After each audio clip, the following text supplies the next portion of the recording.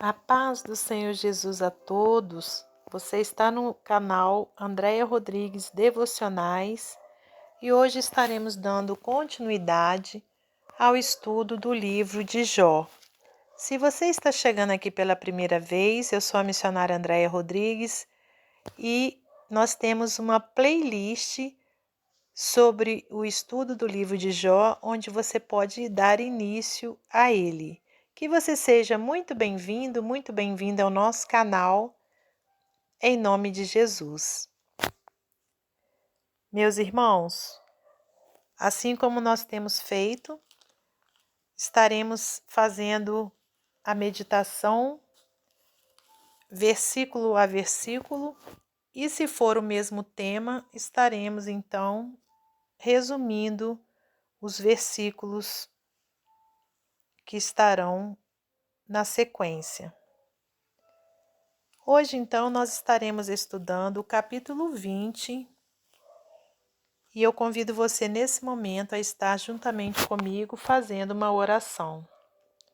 Senhor nosso Deus, nosso Pai, te agradecemos por mais essa oportunidade que o Senhor nos concede de estarmos aqui meditando na Tua Palavra. Eu lhe peço sabedoria do alto, unção do alto, para que eu possa transmitir, meu Pai, esse estudo em acordo com a sua vontade, que o Espírito Santo do Senhor esteja sobre mim, Pai, em mim, para que eu possa falar somente aquilo que for da sua vontade, em nome de Jesus. Amém.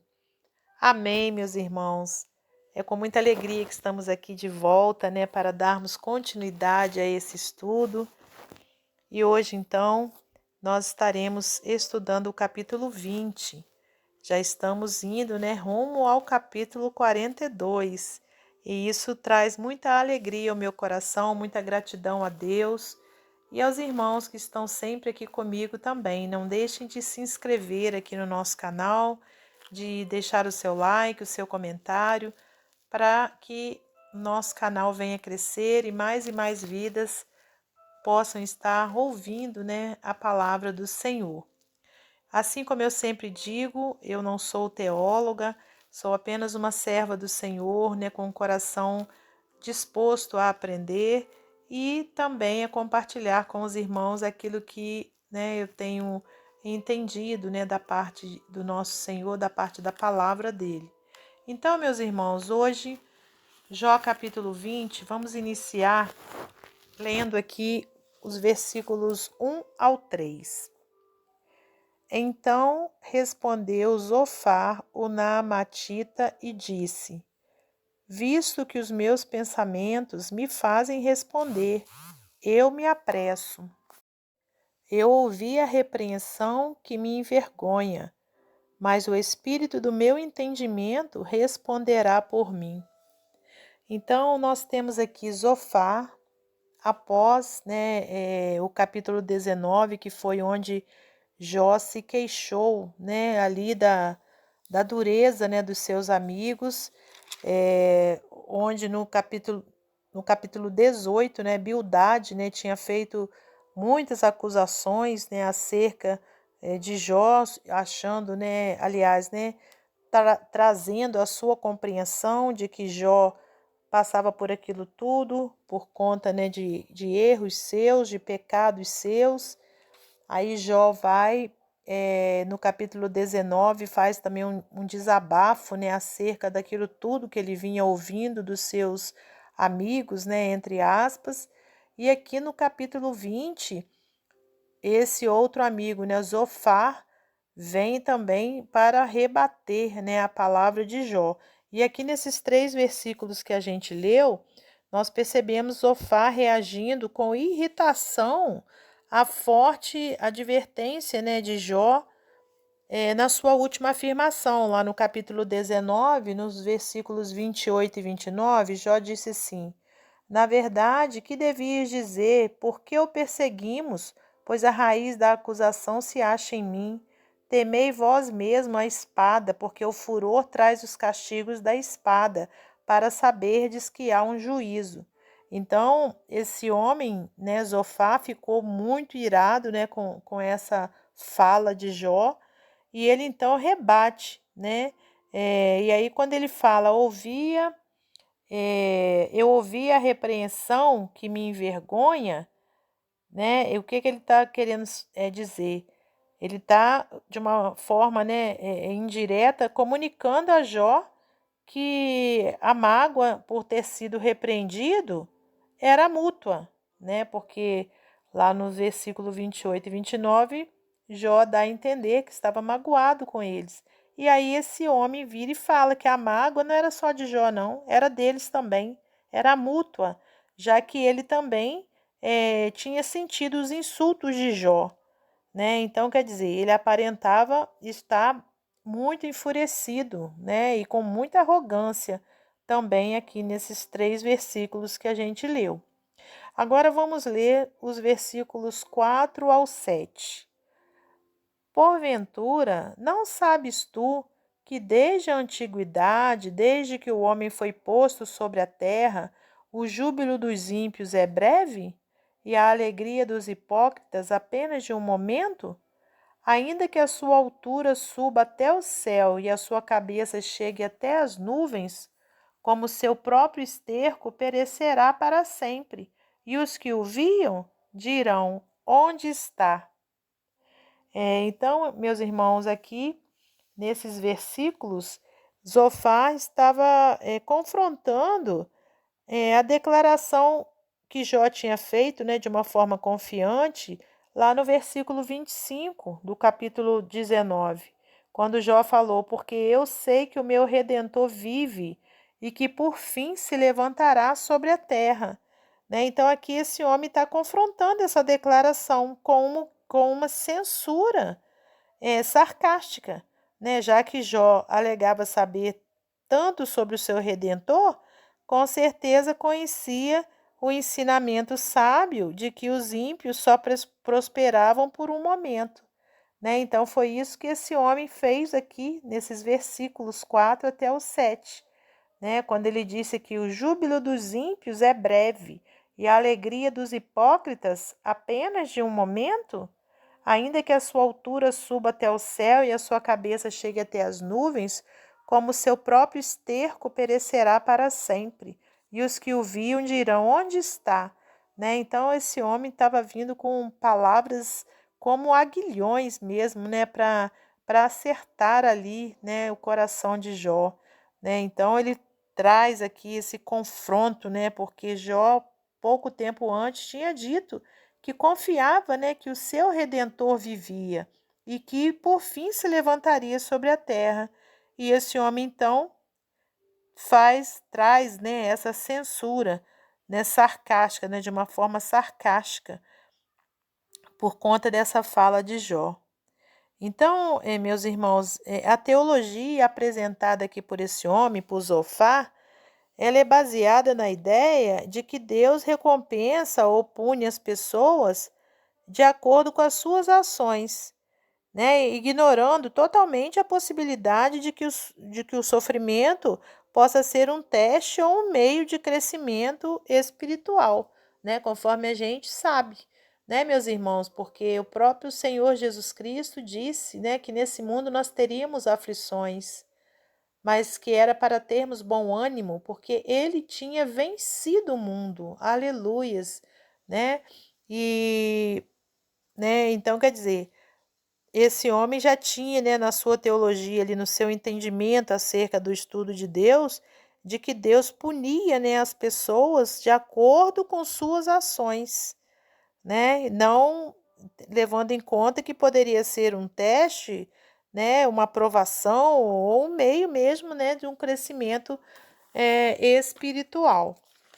Aí agora, dos versículos 8 ao 21, diz assim: como um sonho voa e não será achado, e será afugentado como uma visão da noite, o olho que o viu jamais o verá, nem olhará mais para ele o seu lugar.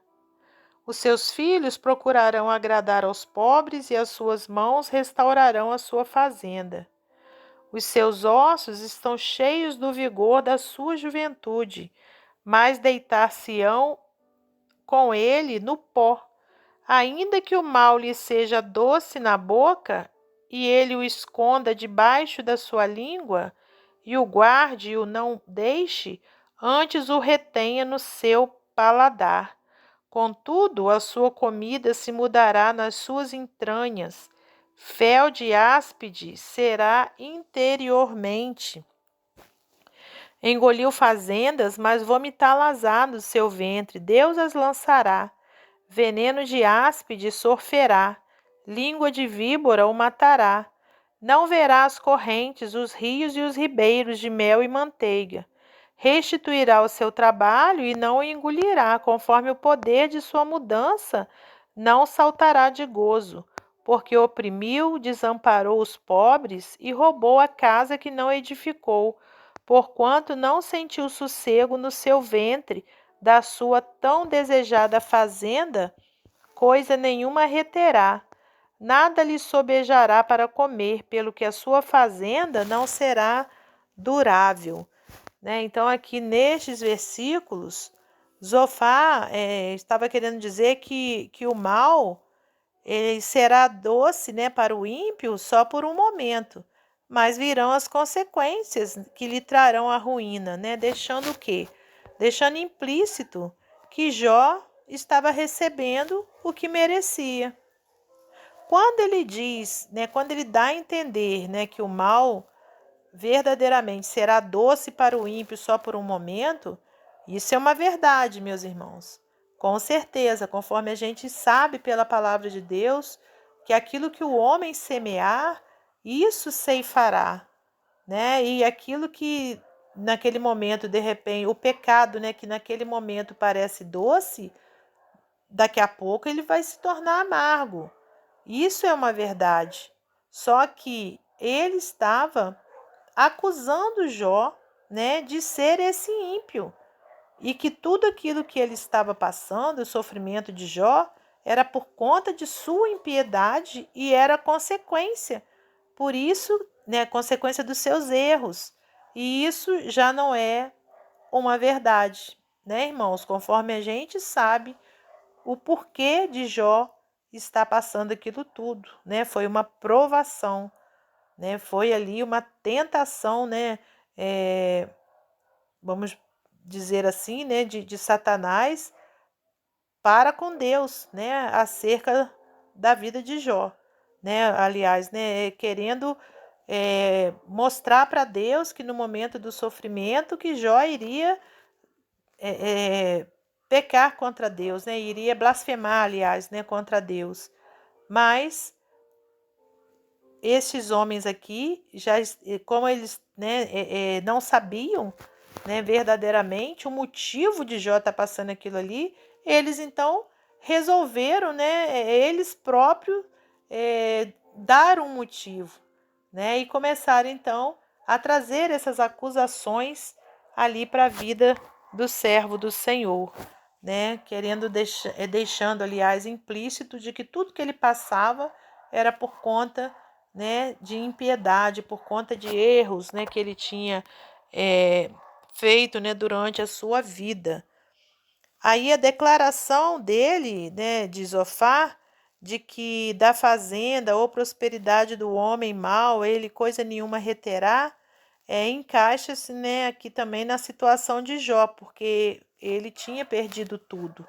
Então, verdadeiramente, esse homem aqui, nesses versículos todos que a gente acabou de ler, estava ali como um juiz, decretando, ali o fim de Jó, vamos dizer dessa forma. E tudo por engano do coração dele, irmãos? É por isso que nós não podemos, julgar ninguém. O nosso Deus é o único juiz. Nenhum de nós tem o direito, de dar ali, o nosso veredito acerca da vida de uma pessoa, acerca do sofrimento de uma pessoa. Não, nenhum de nós pode falar nada, irmãos. Somente Deus sabe o motivo, somente Deus, sabe o porquê. Então, não podemos, agir como esse homem agiu, como outro homem também, Bildade, como os amigos de Jó agiram. Agora, versículos 22 ao 29. Sendo plena a sua abastança, estará angustiado, toda a mão dos miseráveis virá sobre ele. Haja, porém, ainda de que possa encher o seu ventre, e Deus mandará sobre ele o ardor da sua ira, e a fará chover sobre ele quando for comer. Ainda que fuja das armas de ferro, o arco de aço o atravessará. Arrancará o dardo do seu corpo, e resplandecente virá do seu fel, e haverá sobre ele assombros. Toda a escuridão se ocultará nos seus esconderijos. Um fogo não assoprado o consumirá, e devorará o que ficar na sua tenda.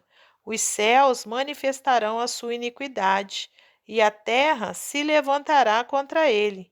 As rendas de sua casa serão transportadas no dia da sua ira, todas se derramarão.